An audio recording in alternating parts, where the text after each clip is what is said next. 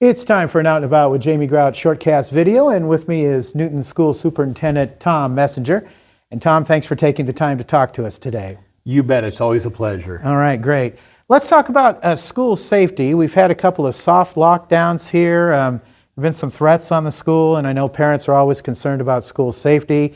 Tell us about how safe the schools are, and maybe you can explain what a soft lockdown is compared to a regular lockdown. Yes, we always work very hard to maintain a safe environment at school.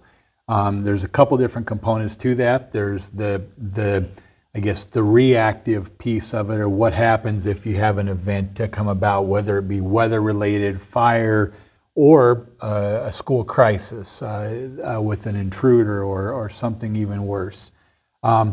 You have to have that emergency operation plan, or that plan of what you do to make sure everybody knows how to react. But the bigger component to it is the proactive piece. We have school staff members that are trained to investigate school threats. We also work very closely with local law enforcement. And then we have protocol that we follow once a threat has been made.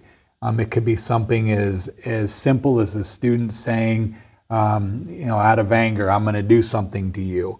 The threat assessment really does a good job of kind of peeling back the layers to determine whether it's a serious threat of violence or not. Regardless of whether it is or not, those types of statements are inappropriate, don't have a place in school.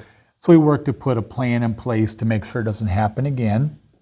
We also work, again, closely with law enforcement to make sure that we are minimizing the risk that anything ever plays out. One of the things that gets done right away when a threat is made during that school day is we have a couple different options. We can go into a lockdown where basically the building shuts down. People don't move from one classroom to the other. There's no movement throughout the building. And that's to make sure that we're not exposing anyone to a threat outside in the hallways or in the bathrooms or just anywhere around the school building. The other option that we have is a soft lockdown.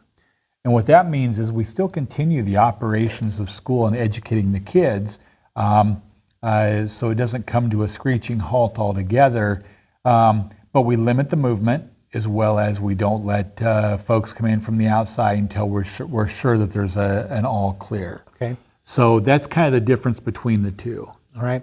I know that recently the school board and yourself took up the topic of bullying. It sounds like it's a rather complicated issue. Tom, maybe you can expound on that a little bit. Yes, the very first thing I want to say is that inappropriate behaviors that happen in school always need to be dealt with.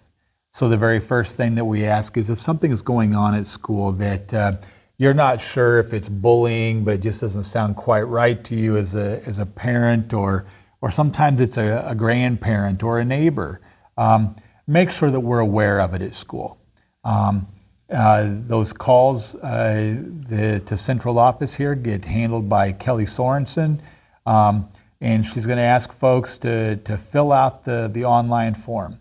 If people don't know where to go to that, or don't know how to do it, aren't comfortable doing it, Kelly has helped people fill it out before. We also can take them by paper and pencil. And that's to start our processes in place.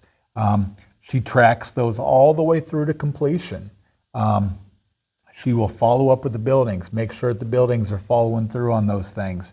And as our discussion with the board talked about, the difference in the outcomes, if it's a bullying complaint, just because it may come back as well, it doesn't qualify as bullying, doesn't mean that the behavior was appropriate. It doesn't mean that there were no consequences for that. We're responsible for reporting out on bullying, and that is what we do. But a kid could still, we could still come back and say that it was unfounded as bullying. However, that's inappropriate, and here's what our handbook says the consequences for those types of behaviors are. So it still does get dealt with and addressed. Okay, so it comes down to a lot of times in a school situation, How is this addressed? Is it addressed with the parents, or is it addressed with the teacher who might have witnessed what was going on, Tom? Well, when it gets brought to the school's attention, it could be anybody that reports it. Sometimes a teacher will notice something, and they'll tell the kids to knock it off or to stop, make sure the kids get separated. They may feel that it's at the point where there also needs to be other interventions in place with that. So the teachers will also bring it to the office's attention sometimes. Sometimes when it comes forward from the parent, then it's quite possible that school staff didn't know that something occurred. Either way, it does get reported back to the parents as well as the teachers that are around. If Jamie and Tom are struggling to get along, part of that plan is going to be as a school, work to minimize the contact that you and I have with each other during the day. Mm-hmm. And those plans always get communicated with the parents, with the students, and the other staff members. So if the other teachers know, don't let Jamie and Tom be hanging out or be around each other in the hallways. Mm-hmm. Mm-hmm. So we really try to include as many people in that as possible, because the students aren't always going to be right there with the person that maybe knows the most about it. So part of our job is making sure that everybody does have an understanding. You know, on the podcast, we ended with a positive note about the high school football team and Coach Swede.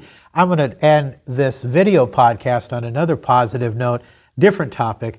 But the Dollars for Scholars program was not around when I was in school. It's amazing, isn't it? It absolutely is. And I forget the total dollar amount in scholarships, but I know it was over $1 million. Yes. And, you know, it's amazing when you go to that senior awards assembly at the high school, yes, and you see the scholarships that are going out to kids. And that couldn't be done without a very supportive community, supportive alumni members, as well as supportive staff members at the high school that help organize that. So it's an amazing thing for our kids. You betcha. Tom, always a pleasure. Thank you, Jamie. Yep, Newton School Superintendent Tom Messenger on the Out and About with Jamie Grout Shortcast video. Until next time, Grout is out. See ya.